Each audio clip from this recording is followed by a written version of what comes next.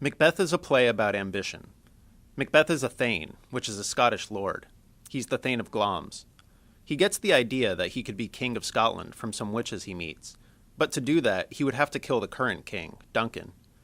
Macbeth's ambition overrides any moral qualms he has, and he murders Duncan and takes the throne. But once he's in charge, he becomes so paranoid that he's going to lose power that he starts having other people killed. Eventually, everyone turns on him, even his own army, and he's killed. Here's how it happens.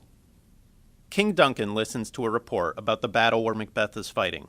He hears how Macbeth and Banquo, the Scottish generals, just defeated two separate armies, the rebel MacDonald's army and an invading army from Norway. The Norwegian army had help from a Scottish traitor, the Thane of Cawdor, so Duncan announces that the Thane of Cawdor should be executed, and his title given to Macbeth. Three witches wait on a heath for Macbeth after the battle, and when he and Banquo ride by, the witches speak to him, calling him the Thane of Glamis, the Thane of Cawdor, and the future King of Scotland. Macbeth doesn't know at this point that he's been named the Thane of Cawdor, so he doesn't know what the witches are talking about. Banquo asks the witches if they can see his future too, and they tell him that he won't be king, but that his children will be kings. Then they vanish. Ross and Angus, two other Thanes, arrive and tell Macbeth that the Thane of Cawdor is going to be executed, and that Macbeth will be the new Thane of Cawdor. Macbeth starts to believe the witches, since they seem to know about this before it happened. The witches also called him the future King of Scotland, so Macbeth starts to think about murdering Duncan, which makes his heart pound and his hair stand on end. This series of events creates a paradox in the play. The witches appear to know already that Macbeth will become King of Scotland, but Macbeth doesn't even consider it until he meets the witches. They put the idea in his head. So we don't know if he would have thought about being king if he hadn't met them, and it's unclear whether Macbeth's actions are fate or the result of the witches manipulating him. Macbeth and Banquo go to meet King Duncan, who thanks them for their services and promises to promote them. Duncan announces that he's making his son, Malcolm, the heir to the throne, and then he tells Macbeth he's going to visit him at his castle. Lady Macbeth reads a letter from her husband telling her about the witch's prophecy. She decides right away to make it come true. She worries that her husband is too kind-hearted to murder Duncan, which he'll have to do to become king, but she plans to persuade him. Macbeth arrives and tells her that the king is going to stay with them that night and leave the next day. She says Duncan isn't going anywhere because he'll be dead. She tells Macbeth to act normal and leave the rest to her. After Duncan arrives, Macbeth goes off by himself and thinks about what it would mean to kill Duncan. He says if he could just do it quickly, with no consequences, he'd do it. But that's not how it works. Murderers do face consequences. Also, he has no good reason to kill Duncan, who is a guest in his home and a good king. Macbeth tells Lady Macbeth he doesn't want to go through with it, and she calls him a coward for chickening out when they have the perfect opportunity. She tells him not to worry because she'll get Duncan's servants drunk before killing him, then blame the servants.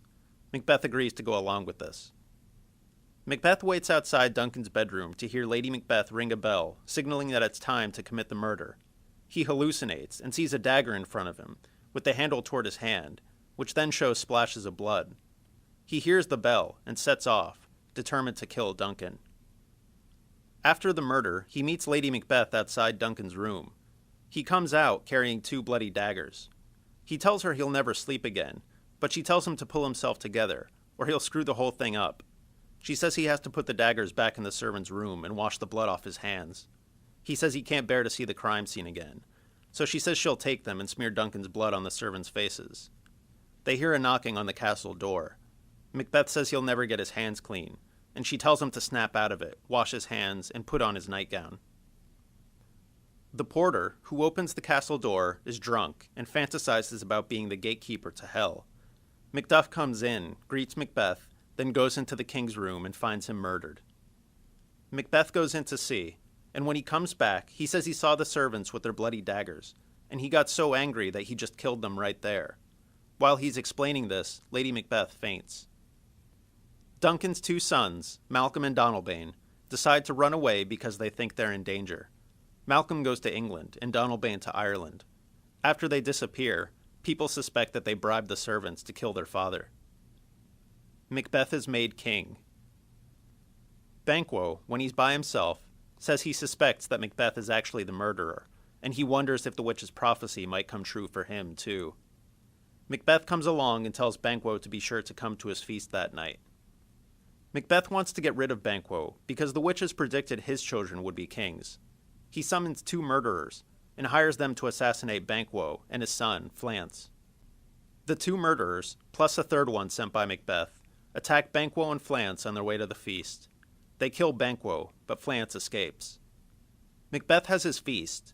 The first murderer comes in with Banquo's blood on his face and tells Macbeth that Banquo is dead, but Flance escaped. Lady Macbeth tells Macbeth to pay attention to his guests, and the lords tell him to come sit down, where they're keeping a place for him. Macbeth sees Banquo's bloody ghost in his chair and freaks out. Lady Macbeth tells the lords to ignore Macbeth, that he's always had fits like this, and they pass quickly. But Macbeth keeps seeing the ghost, and Lady Macbeth finally tells everyone to leave. Lady Macbeth scolds her husband, saying it's a hallucination, just like the bloody daggers. Macbeth says his problem is that he's not yet used to murder, and he has more blood to spill before he's finished. He says he'll go see the witches the next day to learn more.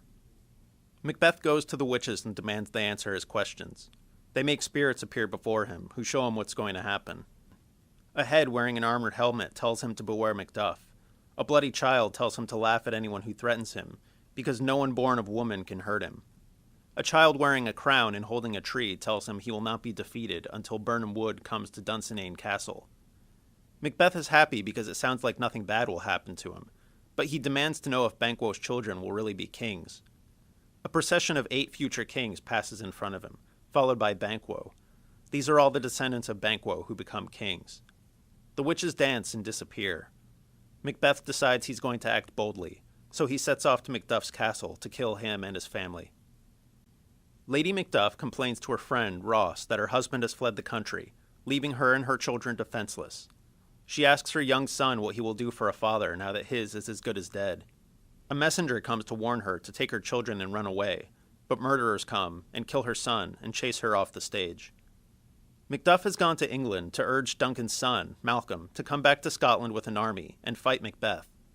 Malcolm says Scotland would be worse off if he were king than Macbeth, because he has an insatiable lust for women, is greedy, and doesn't have any qualities of a good king. Macduff gives up, wailing about how his hopes for Scotland are dead now. But Malcolm tells him he was just testing him. He's ready to be king. In fact, he's about to leave with 10,000 soldiers. Ross brings them the news that Macduff's family has been slaughtered. Macduff blames himself for their deaths and vows to kill Macbeth himself. A doctor and a lady who waits on Lady Macbeth watch her as she sleepwalks. She tries to wash imaginary blood off her hands and talks about the murders of Duncan, Banquo, and Lady Macduff. In Dunsinane Castle, Macbeth hears reports that his lords are deserting to join the English armies, and that over 10,000 soldiers are approaching. Malcolm tells his soldiers to cut large boughs out of trees in the forest, so as they approach Dunsinane Castle they'll be harder to count. Macbeth hears women screaming in another room, and Seaton brings the report that Lady Macbeth has killed herself. Macbeth laments that life is slow and pointless. A messenger reports that Birnam Wood seems to be marching toward Dunsinane. In the battle, things go against Macbeth because no one wants to fight for him. Macduff challenges him and they fight, until Macbeth tells him he's wasting his time, since no one born of woman can hurt him. Macduff says he wasn't born of woman. He was taken out of his mother by cesarean section. Macbeth realizes he's defeated and that the witches were misleading him. Macduff kills Macbeth and takes his head to Malcolm. Malcolm invites the other lords to Scone, where he will be crowned king.